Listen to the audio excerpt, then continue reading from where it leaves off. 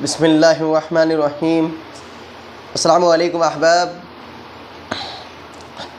تو رابعہ بصری رحمۃ اللہ علیہ کے جو ولادت کے الفاظ ہیں وہ الفاظ یہ ہیں کہ جب الحمدللہ رابعہ بصری کی ولادت ہوئی تو ولادت کی شب میں آپ کے والد کے یہاں نہ تو اتنا تیل تھا جس سے ناف کی مالش کی جائے اور نہ اتنا کپڑا تھا جس میں آپ کو لپیٹا جا سکتا، حتیٰ کہ بدحالی کا یہ عالم تھا کہ گھر میں چراغ تک نہ تھا گھر میں چراغ تک نہ تھا۔ یہ حالات ہیں جب رابعہ بصری رحمۃ اللہ علیہ جو اتنی بڑی اللہ والی ہیں ان کی ولادت ہو رہی ہے۔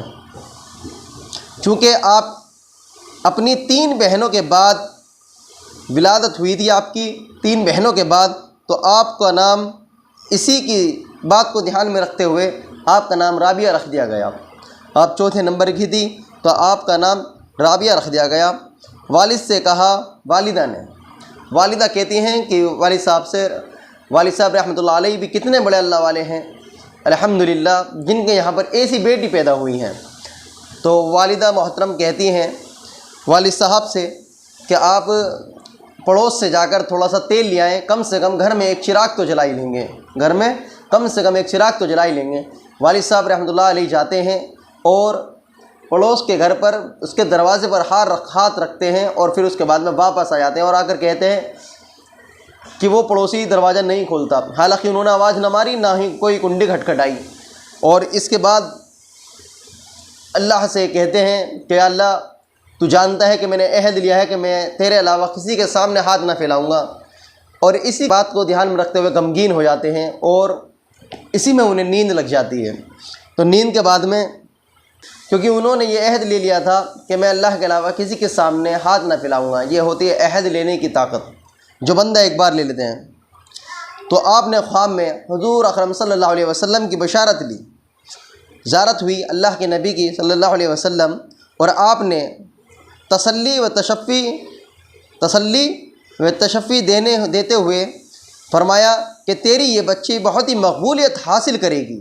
اللہ کے نبی نے بشارت دی کہ تیری یہ بچی بہت ہی مقبولیت حاصل کرے گی اور اس کی شفاعت سے میری امت کے 1000 فرد بخشے جائیں گے۔ اس کے بعد حضور صلی اللہ علیہ وسلم نے فرمایا کہ واسی بصرہ کے پاس ایک کاغذ پر یہ تحریر کر کے لے جاؤ کہ تو ہر یوم 100 مرتبہ مجھ پر درود بھیجتا ہے اور شب جمعہ میں 400 مرتبہ، لیکن آج جمعہ کی رات جو گزری تو اس میں مجھ پر درود بھیجنا بھول گیا، لہٰذا حائل حضا کو، یعنی حائل حضا جو بندہ یہ پیپر لے کر آیا ہے، اس کو 400 دینار دے دے۔ صبح کو بیدار ہوئے رابعہ بصری کے والد صاحب، جب صبح کو بیدار ہوئے تو آپ بہت روئے، خط تحریر کر وائی بصرہ کے پاس دربان کے ذریعے پہنچا دیا۔ انہوں نے جب یہ خط پڑھا تو حکم دے دیا حضور اکرم صلی اللہ علیہ وسلم کی یاد آوری کے شکرانے میں کہ اللہ کے نبی نے مجھے یاد کیا، یہی بہت ہے کہ ان کے شکرانے میں 10,000 درہم تو فقراء میں تقسیم کر دو۔ انہوں نے خوش ہو کر کہہ دیا کہ اللہ کے نبی نے مجھے یاد کیا ہے۔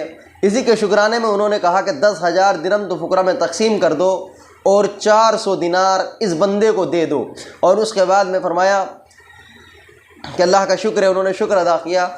اس کے بعد انہوں نے ان سے بعد میں الگ سے ملاقات کرنے کے بعد میں ان سے کہا آپ کو جب بھی کسی چیز کی ضرورت پڑے تو آپ مجھے یاد کر لیا کریں۔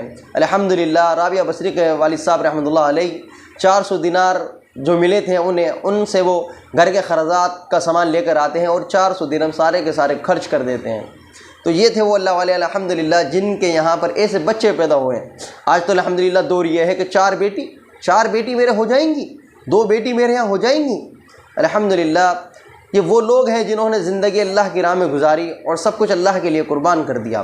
آج تو لوگوں کا ذہن یہ بنایا جا رہا ہے کہ آپ کے 2 بچے اور آپ بھی 2، ہم 2 ہمارے 2 والی کہانی ہو رہی ہے۔ وہ بیٹی ہی 4تھے نمبر کی ہے الحمدللہ، اور اس کے عوض میں، اس کے طفیل میں، اس کی شفاعت سے امت محمدیہ کے 1000 فرد بخشش کیے جائیں گے۔ یعنی کہ ان کی جو ہوگی بخشش کی جائے گی، یعنی جو جہنم میں جانے والے ہوں گے 1000 افراد وہ جنت میں چلے جائیں گے رابعہ بصری کی سفارش سے۔